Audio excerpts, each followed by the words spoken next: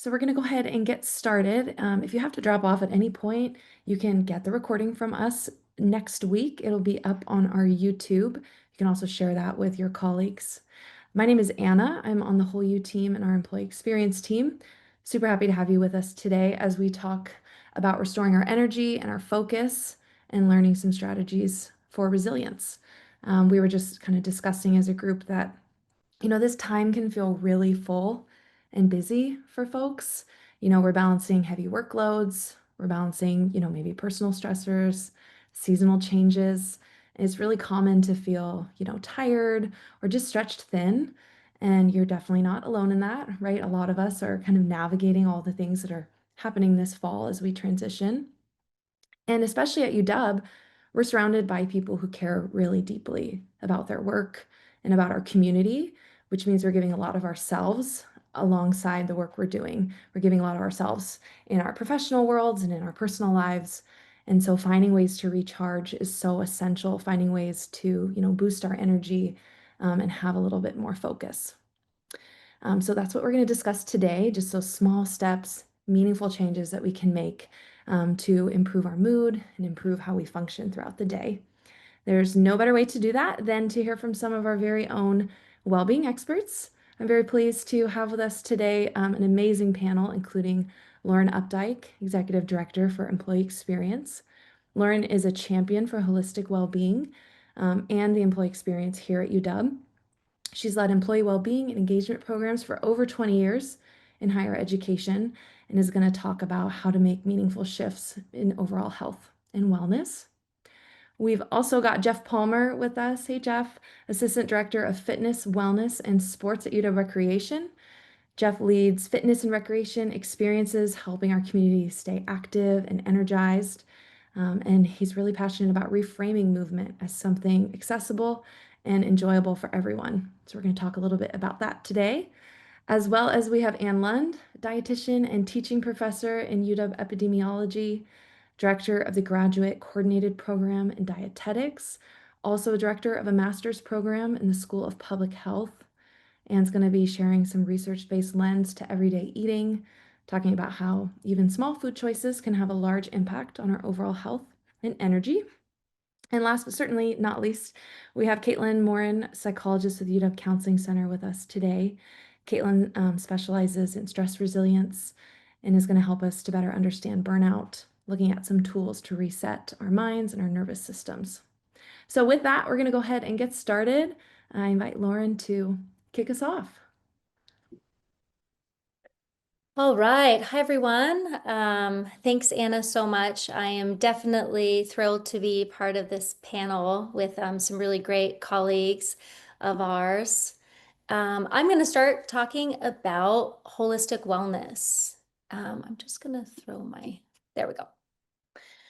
Creating a culture of well-being in everyday moments here at the University of Washington and UW Medicine. So I'm Lauren Updyke. A little bit about me. I've been at the UW now 13 years. Prior to that, I worked at Duke University and Hospital for 13 years, managing their wellness and health education program.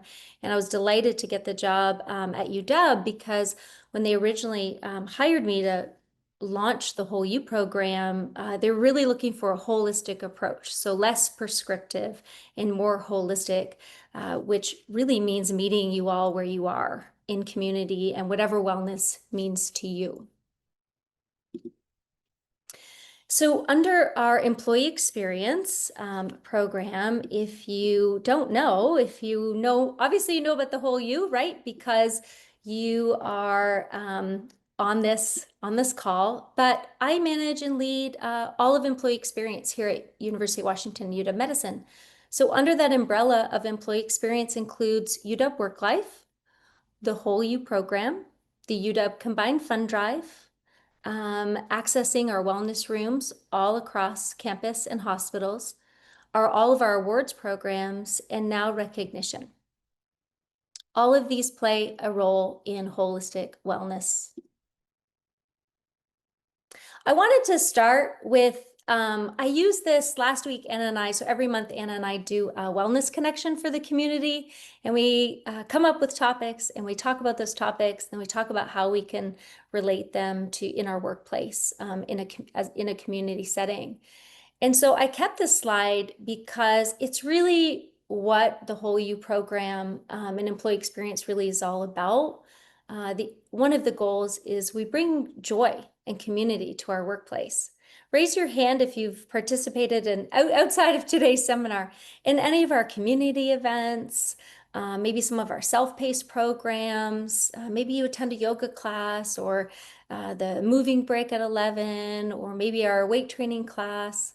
Um, and think about what that's meant to you and if that brought you joy or a sense of community here at UW.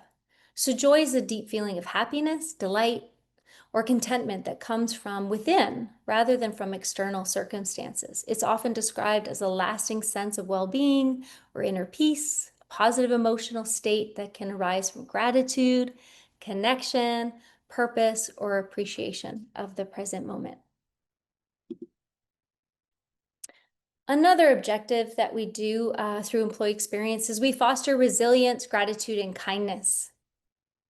So our programming can help focus on the things in our life that we can control. So we offer hundreds and hundreds of seminars and activities that foster self-care or connects you with experts that can help you foster that area of wellness, whether it's your finances, whether it's nutrition, whether it's being active, whether it's just generally staying healthy, whether it's incorporating mindfulness into your daily practice or meditation, or whether it's just kind of community and creating these spaces where you can meet other colleagues to help with that self-care.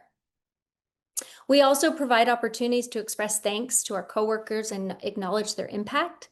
So we work with a few people at the Foster School of Business. They've done seminars, if you check out our YouTube, that talks about the importance of gratitude and appreciation and how that can really impact your overall well-being.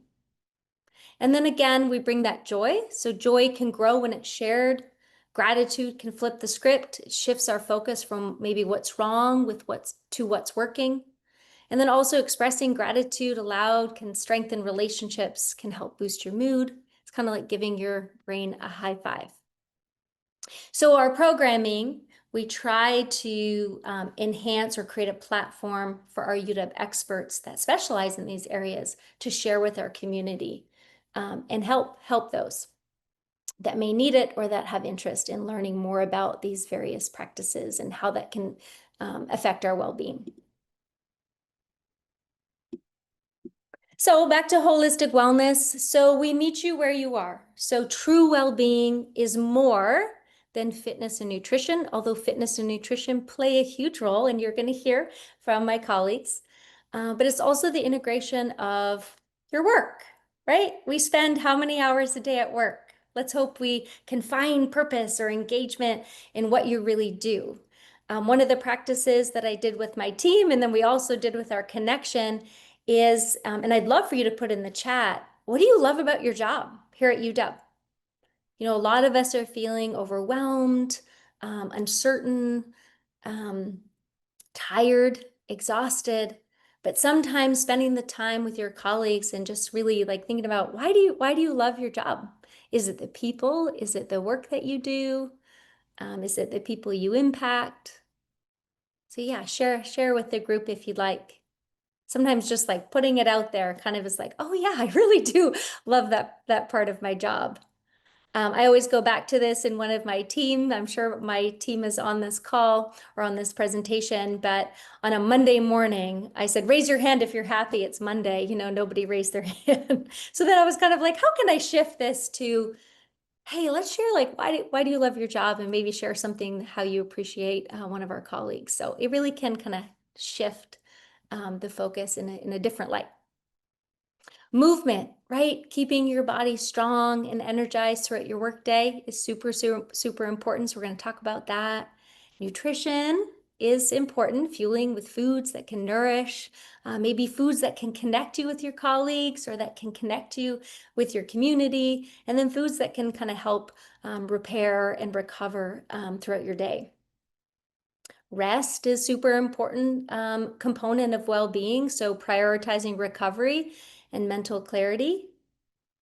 And then connection, the importance of relationships that sustain us, whether it's relationships at home, relationships outside of the home, or relationships maybe that you have family or friends in other countries or other states, and then connections at work, how important that is, especially in the Zoom or hybrid land. Raise your hand if you are finding it's kind of an adjustment. Although you love kind of that hybrid model, you are finding it hard to maybe connect with new employees or new colleagues. But that commute back and forth to work or just that time that it takes is also kind of this barrier to really connect with colleagues. Yeah, some of you are raising, it's kind of a it's a balance, right? Of like kind of feel lonely a little bit, remote, but you also love kind of that flexibility if you have that privilege to have a hybrid schedule. And then each area can influence the others, right? So harmony brings resilience and joy. So sometimes when one area is off, we kind of feel like the whole system feels it. Raise your hand if maybe, you have purpose at work and you move your body, but before you know it, it's you've missed your lunch or you have no time in between meetings to hydrate. And you don't have the time to use the restroom all the time. So, or maybe you're just go, go, go. You work, you know your purpose, you move, you fuel your body, but you're never resting, right? So sometimes when that one area is off, sometimes you can kind of all feel out of whack a little bit. So creating harmony across life areas. So it's not about equal time. It's kind of about that flow, right? So harmony isn't static. It's learning to shift attention where it's needed most and really listening to your body. Small daily actions can help build alignment. So a couple of suggestions, and we'll share our slides after.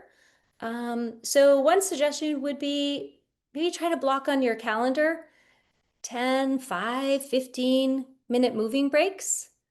Raise your hand if you do that already. That's something I try as a leader on my team. I block out time that I take a break or I move. So my team knows that, if they really, really need me, they can always call or text, but I try. Otherwise, I'll definitely get scheduled over it. Maybe starting slow with nutrition. Again, Anne will go into that, but maybe like choosing like one meal a day that you're being more mindful, instead of like eating your lunch and answering your emails. Maybe you're like shutting down your laptop and really like enjoying that lunch or that breakfast or that snack or that cup of tea. Protect your rest with digital downtime. Whether it's social media, whether it's on our phone, is anyone willing to admit when you do have that break, you immediately go to the phone and check your text or maybe, a reel or two? Definitely, I encourage you all to maybe decrease that amount of time. Maybe it's before bed. I always say, when I get up in the morning, sometimes our phone is that thing that will wake us up. And then if we go on and check our email or check that social media, it wakes you up. I try to use that saying, I'm not going to share my morning with, the thousands of people that I'm networked with. I want to share that morning with myself. So I'm really trying to be a little bit more mindful around that digital downtime. Nurture those relationships through gratitude or check-ins. Again, maybe like show me a like or a heart if you really like when people check in. Or even just like when you're with your colleagues and you're working on a project, it's kind of fun to talk about, what they did that weekend, or, what are they doing that evening, or, just kind of having that community together. So it's super important to kind of start where you are and adjust as needed. So maybe when you're trying to think about how you can incorporate overall well-being in your workday, maybe you start next week, it's okay, I'm going to block 10 minutes of movement, whether that's on top of your exercise or whether that is your exercise, right? So you start there. And then following the next week is I'm not only going to block my calendar with some movement every day, I'm also going to, close my laptop or shut down my phone and enjoy that meal or snack or cup of coffee or what have you. And then I'm going to, the following week, I'm also then going to protect my rest and not digitally doom scroll. And then maybe the following week, you focus on your relationships. Something I wanted to talk about is self-awareness over perfection. Right, so raise your hand if you've, maybe the New Year's, you're like, I'm gonna run a marathon and I'm gonna try this diet, or I'm not going to have, this certain food, or, you have these rigid routines and then you find um, maybe they don't last, right? So sustainable habits come from mindful choices, not rigid routines. So intense plans and diets aren't always sustainable. So something to think about. Try to reflect on what gives you energy versus what drains it. So whether that's even in relationships, the importance of setting boundaries, both at work and within your relationships.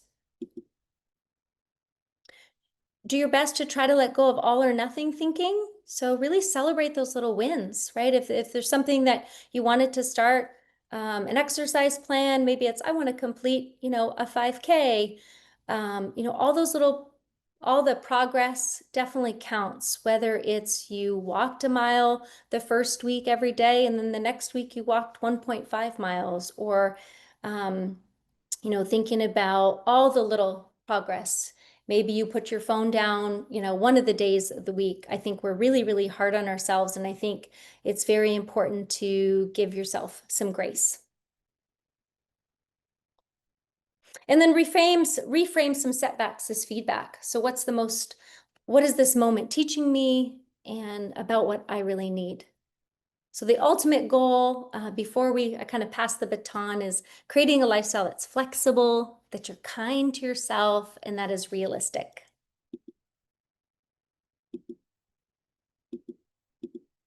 So a couple tips, super quick, is making wellness fit your life. So number one, habit stacking. Raise your hand if you've ever heard of habit stacking. So you kind of pair a new habit with an existing one. So, an example would be every morning we brush our teeth, right? Or hope so. No, I'm kidding. Maybe you brush your teeth and then you stretch.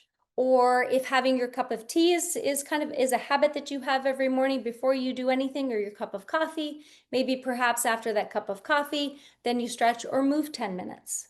And so because kind of try to think about it, identifying an existing habit and then adding a new habit to that. And again, making it realistic. Micro moments, 1 to 2 minutes of deep breathing, gratitude, or movement between meetings. So I'm now scheduling my meetings 50 to 55 minutes to allow that 5 to 10 minutes of movement, of being able to hydrate, having a snack, fueling my body, and kind of preparing for the next meeting so it's not back to back to back. Reflect each week. What went well? What needs adjustment? How did I show up for myself and others? And then, of course, last but not least, I'd love for you all to engage with the whole U and UW Work Life resources to help sustain change through our workshops, movement classes, parenting support, and flexible work tools. So when we care for ourselves, we strengthen our teams and our community. So I invite you to check out our employee experience website. We'll put that in the chat. But just to go through them, the whole U, we offer 1,000 events and activities covering being active, eating well, engaging your interests, volunteering, staying healthy, financially fit. We do a ton of financial seminars and helping you through life changes and events, whether it's parenting, aging, and then UW Work Life. Under UW Work Life is our employee assistance program. We have lots of childcare resources, parenting resources, and manager resources for your well-being. Our UW Combined Fund Drive, we can help you find places and ways to volunteer in your community, or maybe you and your team to volunteer if that's something that you feel like your team needs. And then obviously, the Combined Fund Drive is an opportunity to give to over 5,000 nonprofits. And then awards and recognition. I challenge you all to check out our awards and recognition. If there's a colleague that you think is just super impactful, I challenge you to nominate that colleague for an award coming up. We've got 2 awards coming up, and you have until December.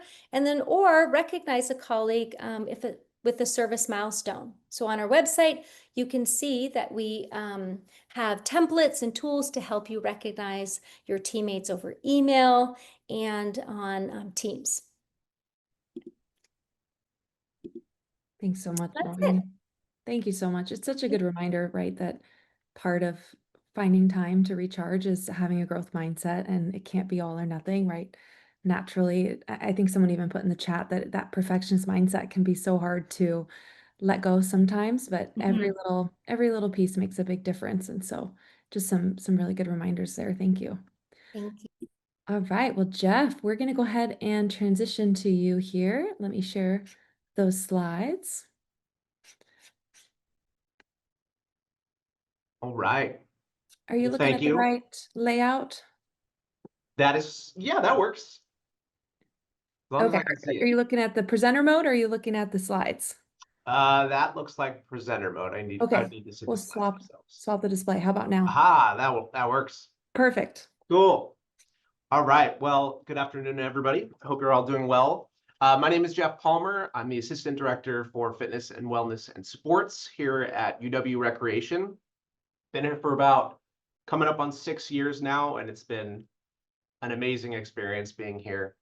Some of the stuff that I'm going to be talking about today, as Lauren mentioned, is the fitness and the movement side of things. That's what my specialty is in. I'm going to be talking about manageable tips to improve your health, increase your movement, and feel better overall.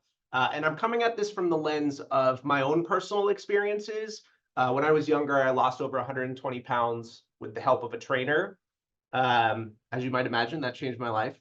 And that pushed me into a career in fitness and wellness, and ultimately fitness and wellness in higher education. Eventually led me to get my master's in exercise science and sports administration. So I've worked with probably thousands of clients over the years, 20 plus years in training and group fitness. So that's the lens that I'm going to be coming at some of these things with through my own personal experience, my time with clients. And one thing I will say is a lot of these suggestions, what worked for me, what works for others, it might not be the right thing for you. So you're going to need to take some of my suggestions in here and find what works best for your life. So I'm going to try to give some broad suggestions. And if you have questions that pop up, feel free to put those in the chat. So without further ado, if you could, there you go. Cool. So I'm going to be talking about the science of movement and exercise to start, and we'll get into different pieces such as how do I change my mindset for this? How do I actually do this? So we'll start with the science here. Let me just close my chat quick. There we go. So a couple important things about movement is it's a major stress reducer. I cannot tell you the number of times that me personally or my clients over the years have come into a session, have gone into a workout or any kind of movement session, and terrible life situations might be happening, whether it's heartbreak, loss, financial struggles, illness. The vast majority of people have come out of movement sessions, exercise, feeling better, feeling more relieved. They feel their stress come down dramatically. So that's the first point I would want to touch on, is that movement absolutely reduces your body's stress levels. It also releases feel-good chemicals. An example that I wrote down, which I'm sure many of us have heard about, is a runner's high.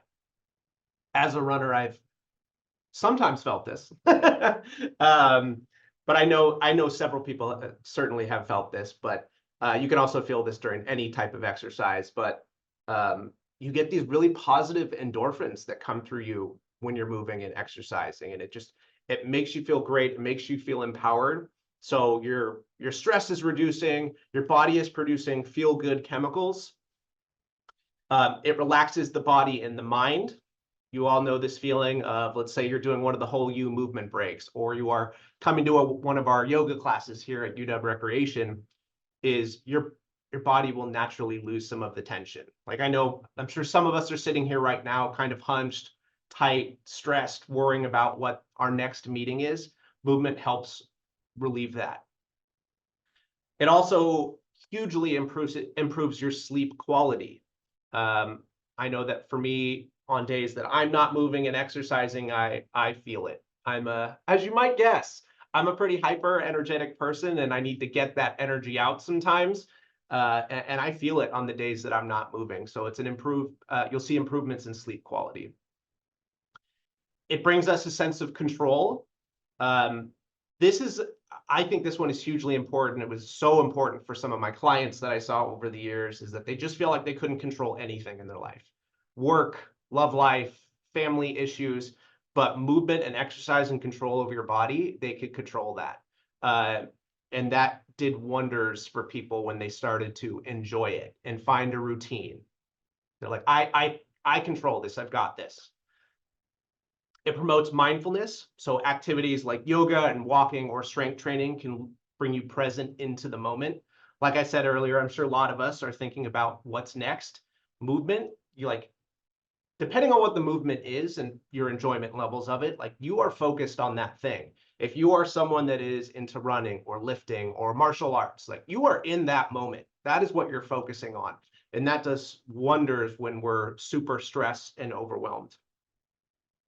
It also supports long-term resilience.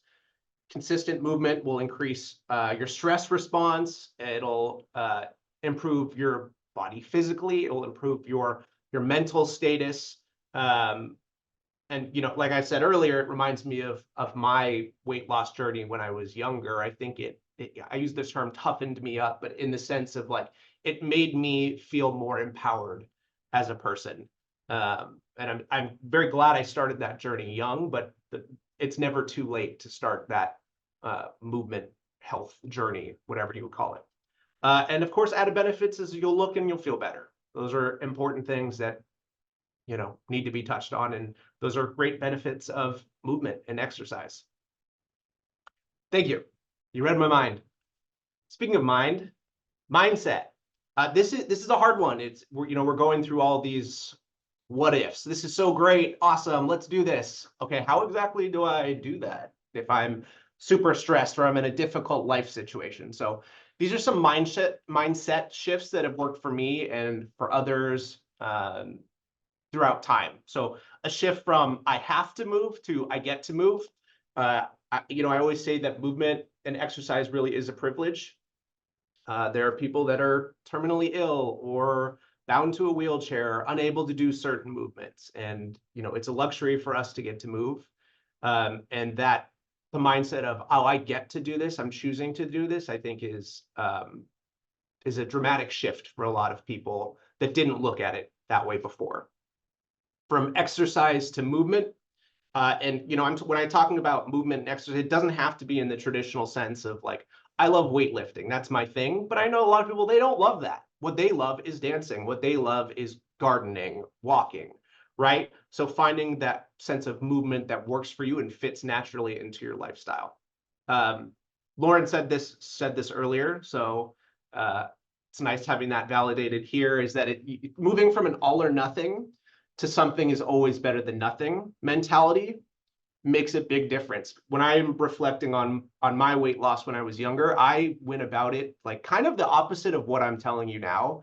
Is I was hardcore, no break, no excuses, strict dieting, and that is the opposite of what I would have preached as a trainer. It worked for me at the time because I was just a young man and I had no other responsibilities aside from that. So I tell people, like, I don't think that approach that I took was a healthy approach to my weight loss. So I think if you want to make meaningful changes, start small and think progressing forward versus all or nothing, like I mentioned here, and like Lauren said earlier. from moving from an I should to I choose to approach to things, from focusing on results only to feelings focused helps a lot. There's a big difference. I think it means a lot when if someone is like, if I had a client that was like, I didn't lose X amount of weight this last month, but boy, oh boy, do I feel better.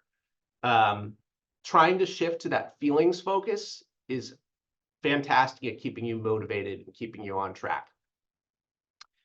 From movement as a break from work to movement as a part of work, short movement breaks during your day make a big difference. Now, when I was writing this, I was talking to my wife about it, who's a nurse, and she's like, dude, you know, I can't just like leave a patient and be like, I'm gonna go work out at the gym for an hour. Like, not everyone has the flexibility. Like, some of us in here have flexible schedules. Some of us are hybrid. We have that extra time.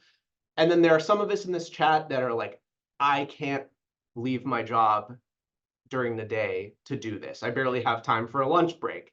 So, you know, I think some of this will depend on your work situation, your supervisor, your commute time. So for, you know, I have the luxury of I work in a gym. So my break, well, I work in a gym, and not everyone has that luxury. So for people that are in those more difficult situations of like, where am I going to find time to do this? That's where I really do suggest starting small, finding what works for you, and then those patterns will start to develop to where you can fit things into your schedule. From I'll start when I have time to doing your best to make time, like I mentioned just before this. And then from I'm not feeling motivated to I'm building momentum to where I'm going to be in my goals eventually. So those are all mindset changes that have made big impacts for people. And of course, that is easier said than done. If one of these resonates with you, that's awesome. Thank you. And lastly, making it happen. All right, you're talking about all these things, Jeff. How do I do this? Where do I even start? So I would suggest, as I said earlier, start small and stay consistent. So 5 to 10 minutes of movement a day can make a big impact, right? So whether that is a short walk, taking the stairs, pausing, doing stretches at your desk, a quick set of body weight exercises. I wrote on here, on days that you do have the freedom to walk around campus, like, do that. It's a beautiful campus. There's times when I walk to meetings where I'm like, why don't I do this more often? This campus is incredible. That might be getting some stuff for your office if you do have the space for it. Like in my office, I have things back there, a foam roller back here. So if I have some downtime, I'm spending 5 minutes stretching. So like having things that you need in your space make it a whole heck of a lot easier. Building movement into existing routines. So like Lauren mentioned earlier, brushing your teeth and stretching, or doing squats during that. So building something you're already doing. Number 3 here, scheduling it like a meeting, for me, is by far the most important thing on here for me, and I'm sure many others in this call, because sometimes if you don't block things on your calendar, you might get booked during that time for something. But also, it's a reminder of like, oh, this is my time to do this. Whether that is before work, 6 a.m. to 7 a.m. workout time, or after work, or during your lunch break. Having that on your calendar, I think, keeps you accountable and also prevents other people from encroaching. And of course, there are days when it's like you have to be in a meeting. You're going to have to make adjustments, but that's where I think there's so much success can come from, especially for our roles here at UW. I mentioned earlier creating a movement-friendly workspace, like I mentioned with the foam roller or bands, whatever it might be. Getting social is super helpful for some people. Some people, that sounds awful, working out with other people. Some people, that's the only way they will do it, right? You know, me personally, I like to do my solo workouts. However, I'll refer back to my wife. She loves group fitness. She's like, ew, why would I work out on my own?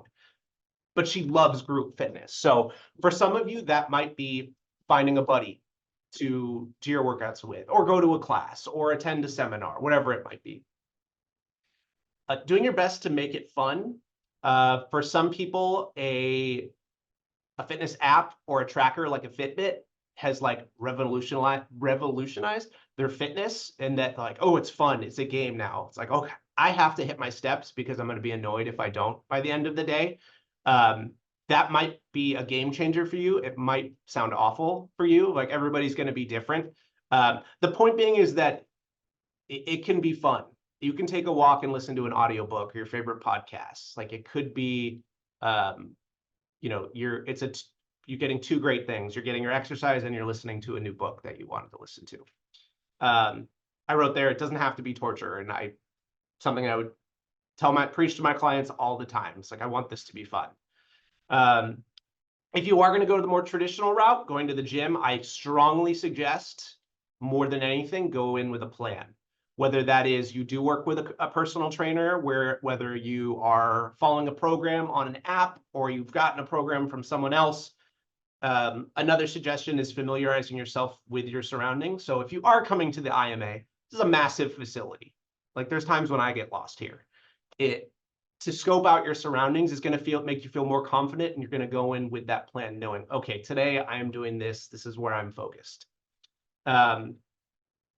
And then lastly, listening to your body. Rest is extremely important. You need to listen to your body. If your body is telling you, oh boy, like, I'm sore, but that feels normal sore, versus I'm sore, that doesn't feel normal. You really have to listen to your body. And again, I think that comes back to avoiding that all or nothing mindset that we talked about earlier. So I hope these steps here are things that you feel you can fit into your day. And then just to close, this is just a little UW recreation spiel. So I know there's primarily faculty and staff in here. So one thing I would leave you with is that all faculty and staff are eligible for a free week here at the IMA. You make use of that. It's an incredible place. If you've never been here before, you can always reach out to me or some of the contacts I have listed here, and we'll get you set up with whatever you want. We'll make it happen. Yeah, so if you have questions, feel free to pop them in the chat for later. I hope that helped you all. Thanks. Thanks so much, Jeff. UW Recreation has an amazing class program that I always like to remind people about, especially for having one, you show up and the workout's guided for you, you're in community with people, and there's all sorts of variety on top of just the amazing facility. So thanks so much, Jeff, for all your insights. All right, Anne, I'm going to go ahead and spotlight you, and we're looking forward to talking about nutrition. Yeah, thank you so much. So I'm Ann Lund. I'm the director of the dietetic program here on campus. I'm also the director of the MPH nutrition degree. So for my outline today, I'm going to talk about foods and nutrients to support your brain and focus. I'm going to tell you a little bit about what to avoid, and then I'm going to give you my actual takeaways and advice. So focusing in just on the brain and focus, antioxidant-rich food is what you should be going for there. That's the berries, the dark leafy greens, green tea, nuts, beans. They're going to protect your cells from damage caused by free radicals. Another nutrient that is important in this is omega-3 fatty acids. And so with those, we're talking about walnuts, fatty fish, and these are really important because they are in the cell membranes, the cell walls of every single cell in our body, and really support all the different systems going on. So there's three main omega-3 fatty acids, ALA, I'm going to give the short names, not the long ones.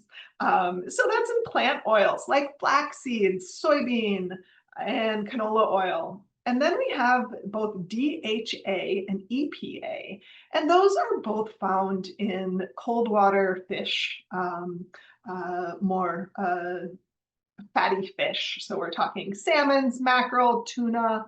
Yeah, no, I don't have slides, sorry.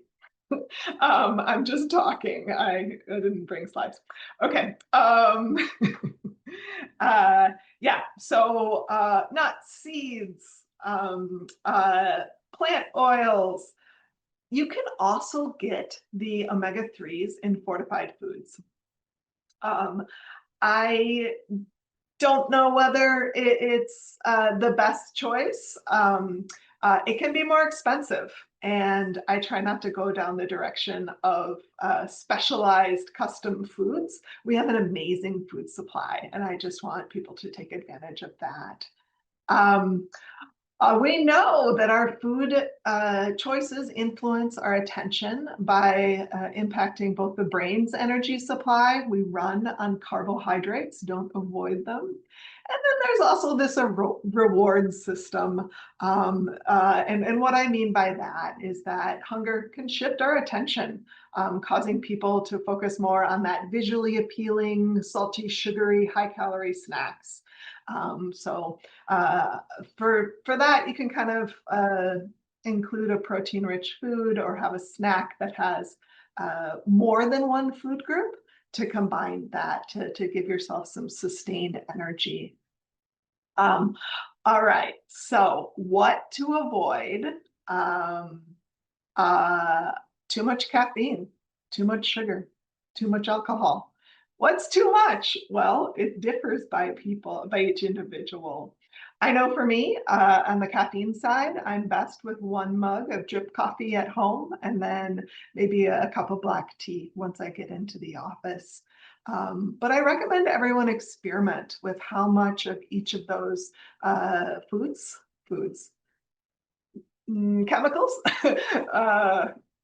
items feel good for you. So again, caffeine, sugar, and alcohol.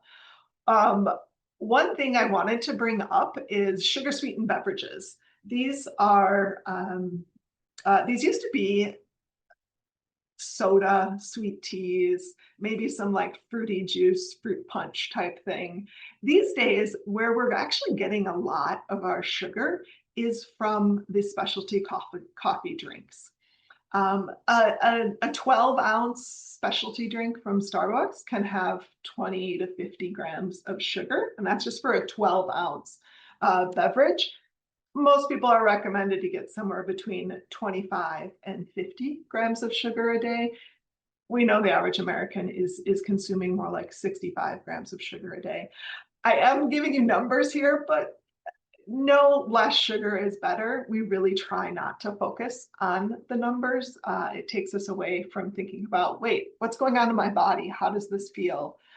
Should I be doing this? So if you're tired and stressed, think twice before ordering some kind of a coffee drink that has all the different frappy wappies and such, because that caffeine and sugar might leave you feeling more rough than you did before. Okay, so now for my actual advice, and I hinted at this a second ago. Eat foods that make your body feel good. Don't focus on the number of calories or the specific nutrients.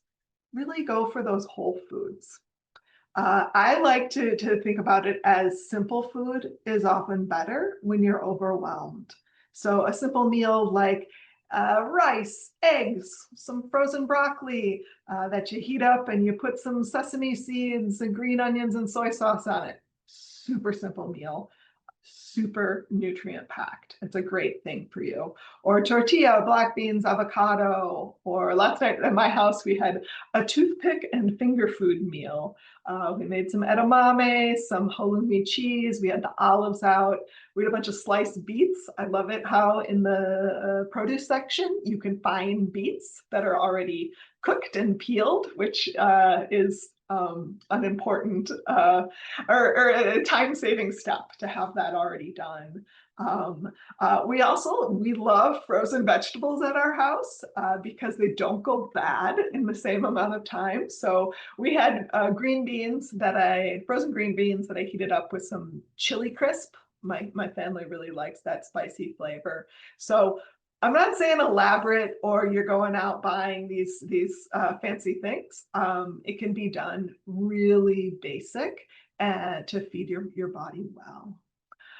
Okay, so eating well in our environment is very hard. We are tempted by marketers left and right, and whether they're talking about the new superfood or talking about new flavor combos, try this. They're hitting either that taste side or the mental side of, oh, it's super nutritious, I should buy this. They're marketing. That's exactly what that is. I think if if a food product is advertised a bunch, better to ignore it. And I'm going to really quick share my screen to show you a document, if I can see the one.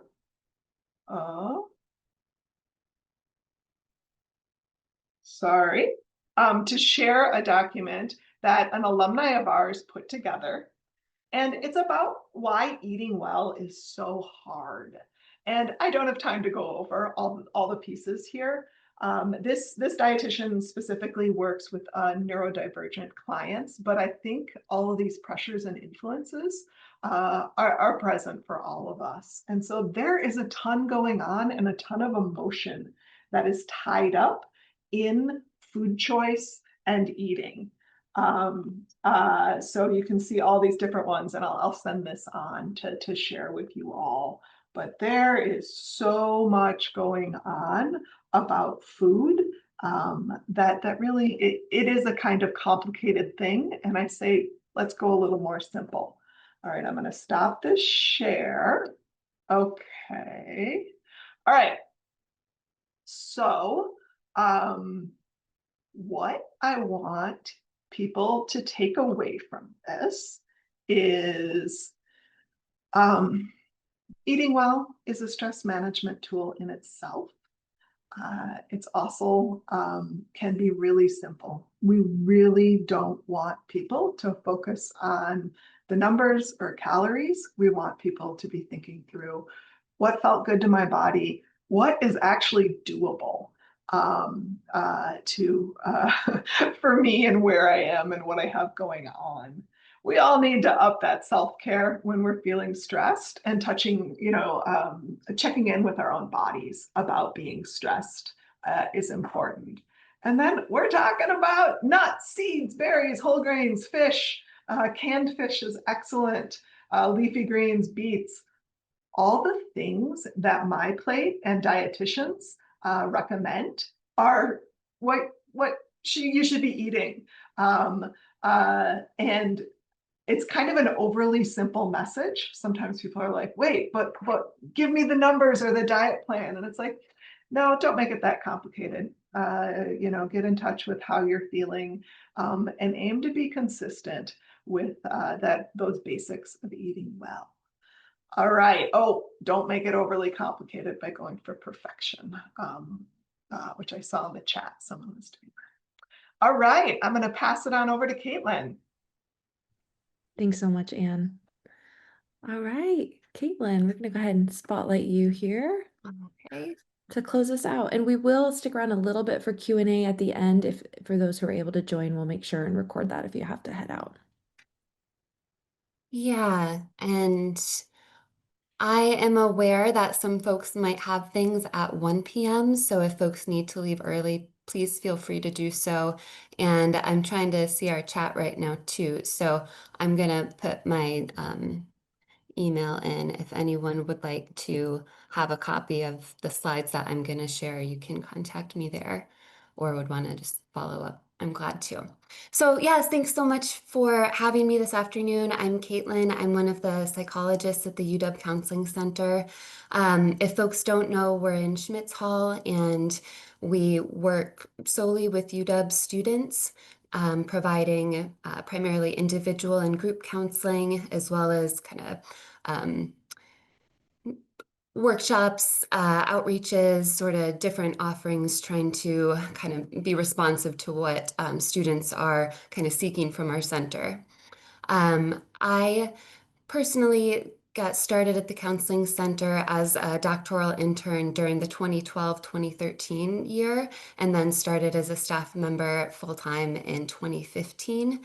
I feel like extremely, speaking of like joy and yeah, energy, just like joyful gratitude to have had this job during this stretch of time. And I feel like UW students and and people that I work with here are just like the best folks in the world. And yeah, just again, glad to have this space with you all and to get to connect in a unique kind of way for me. So I am going to try and talk about a lot of things that might feel like heavy or hard. And it feels very counterintuitive to be doing that in like a time pressured way. But again, just content wise, hoping to share things that I frequently am talking with students about. And I hope that will kind of translate here.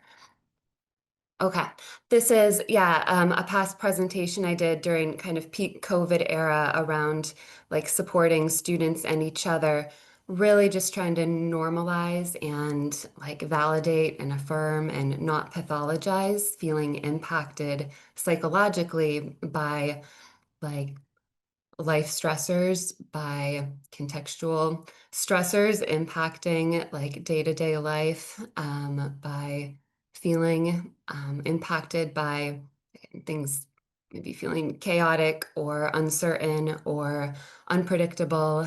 And in particular, being mindful of students who are navigating like making major life decisions during this period of time and just the again, stress of that.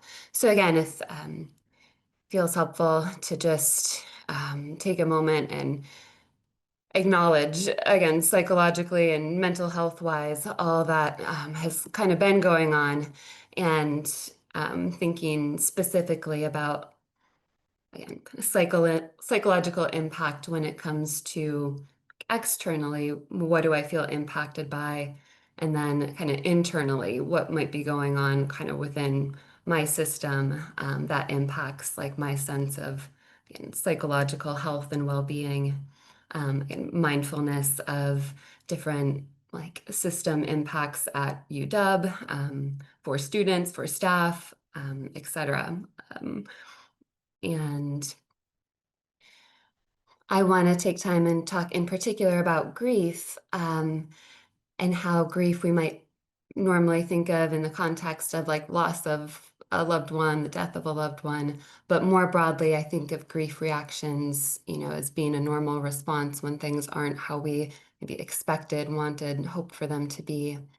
In particular, want to highlight like for students, I think there can often be a lot of this place of bargaining where it can maybe be putting their self under the spotlight or feeling like this is a me thing and really neglecting to maybe recognize other, again, contextual stressors or system stressors and failures that may be again, impacting like them and their capabilities.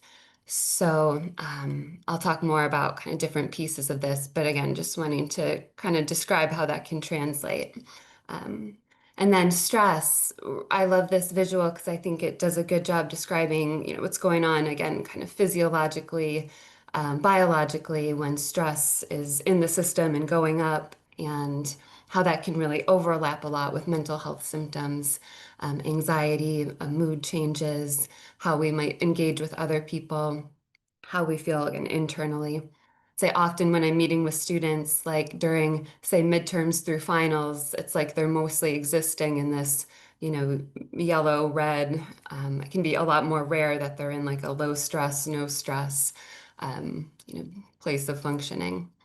And right, so the idea of mindfulness of like noticing when I'm in this state, when I'm not in this state, awareness that, right, kind of chronic stress, as we know, can cause health issues, physical health impact, kind of deterioration over time.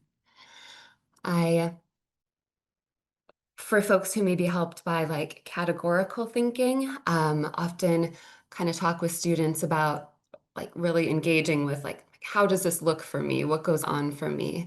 And kind of thinking about maybe these different, areas, like where am I personally feeling impacted? Or what do I notice around, people in my life? What am I seeing, observing from others? And to talk more about trauma in particular, this is a therapist and trauma specialist in Minneapolis area, Resma Menikin. they have several books, and in particular, my grandmother's hands. It was a UW book club book a couple years ago. I think does just the best job out there of describing trauma symptoms and trauma in the body. And in particular, describing that not necessarily being always like a conscious cognitive thing, but the body having its own, again, kind of energies and um, awareness and knowingness.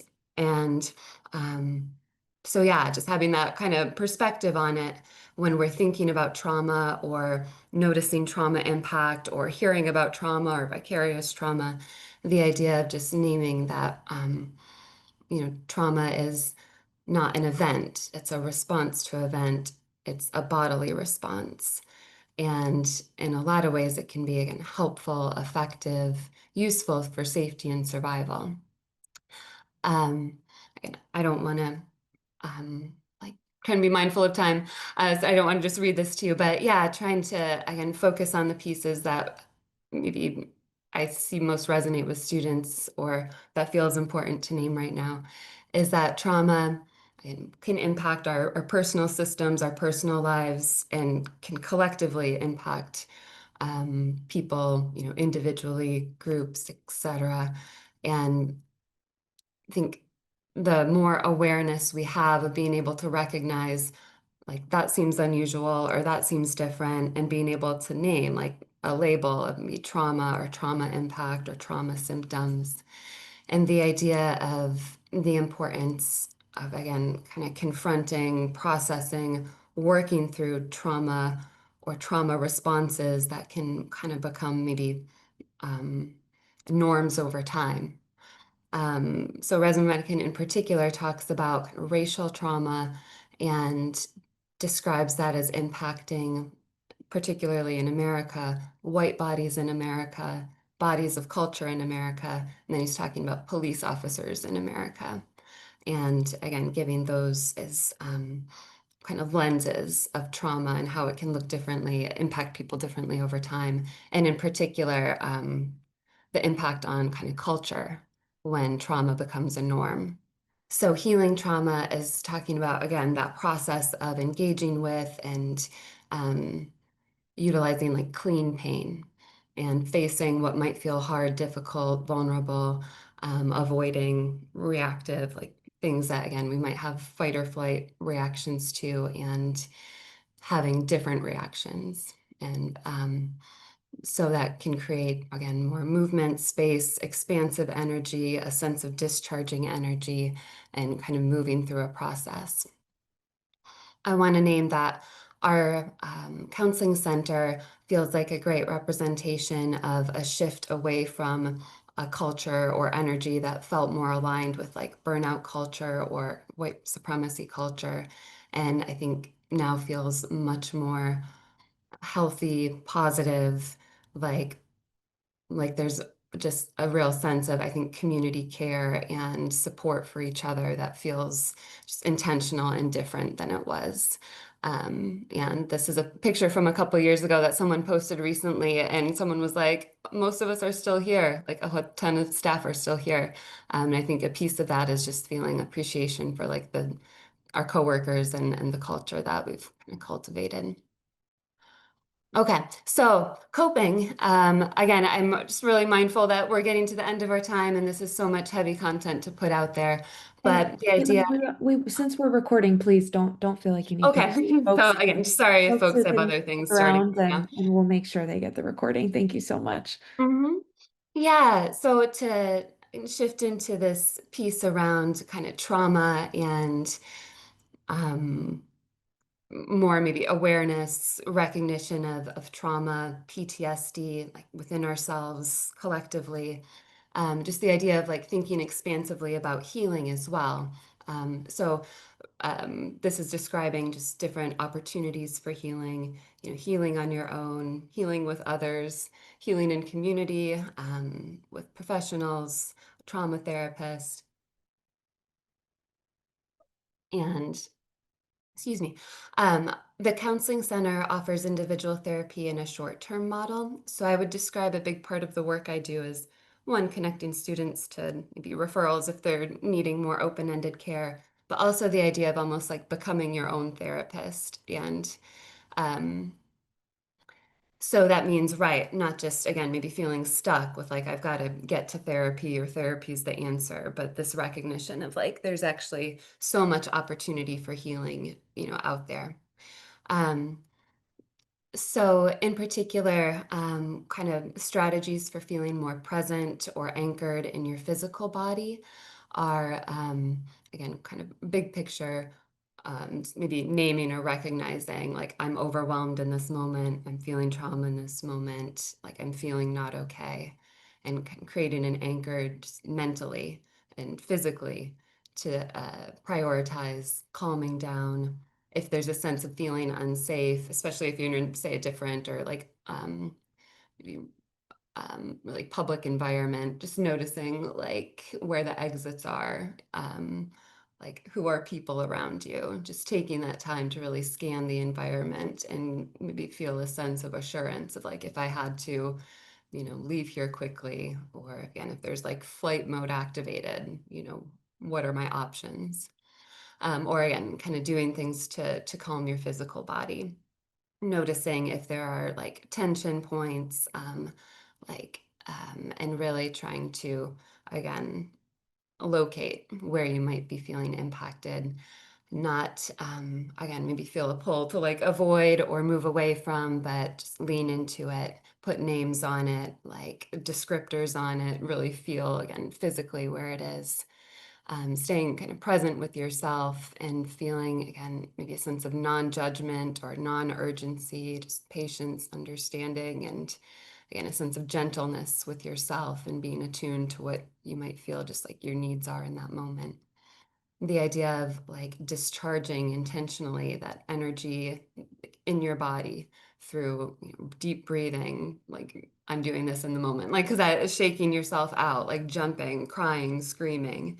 Again, body scans or like muscle tension and relaxation or rotating joints in particular, are again ways of in the moment trying to just stay more maybe present and attuned to yourself. Bigger picture coping strategies, again, thinking of patterns we might function in as UW staff if it feels like, and typically certain weeks or times of the year are busier or more stressful, or there's more vulnerability to burnout for you or the people around you. Just, yeah, taking time to kind of locate where you feel like you normally are, or what again, particular stressors typically look like, and almost cope ahead. It's like, what can I anticipate myself maybe experiencing, or what concerns are there? How have I coped in the past? Um, Maybe creating personal reference points of like, here's a time where I felt super like locked in, or the least burnt out, or really skillful, or I was super anxious and then things, I ended up thriving. Um, and then, yeah, kind of using that as maybe a reference point around, in the present, what am I concerned about? What are the stressors? What's maybe best case scenario of how I get through this? Or maybe accepting this might not work out like this, I may end up needing support, needing help, having things go differently than I'm imagining. So that idea of, again, trying to almost anticipate what your needs may be and how you can plan ahead to like take care of yourself or like seek support. I talk with students about the idea of like, there can be a lot of expectation around thriving and being successful and achieving at UW, and a lot of times there's moments or eras of just being in survival mode or just getting through it. So in that idea of recognizing, do I need to be flexible with myself? Are my expectations realistic? Are they humane? Do I feel like I can change them if needed? Ways therapy can help.